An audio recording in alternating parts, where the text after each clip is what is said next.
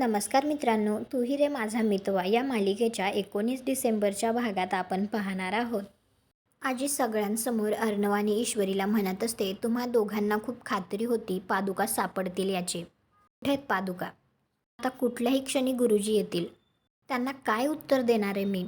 या संकटातून कसा मार्ग काढणार होता आपण? तर ईश्वरी म्हणते, आता पादुका शोधण्यासाठी एकच करावं लागेल. असं म्हणून आता ईश्वरी चौरंगाजवळ येते तर राजेशला जराशी भीती वाटते आणि तो मनात विचार करत असतो, ही चौरंगाजवळ का चालली आहे? तिला कळलं की काय पादुका चौरंगाच्या खाली आहेत ते. तुम्हाला काय वाटतं, गुरुजी येण्या अगोदर त्या पादुका सापडतील का? आणि जर नाही सापडल्या तर गुरुजींना तर नक्कीच राग येईल, क्रोधित होतील आणि या सगळ्याचा राग ते अर्णव, ईश्वरी आणि त्यांच्या सगळ्या घराच्यांवरती काढतील का? कॉमेंट करून नक्की सांगा. व्हिडिओला लाईक करा, आपल्या मराठी मालिका चॅनलला सबस्क्राईब करा. भेटू पुढील भागात.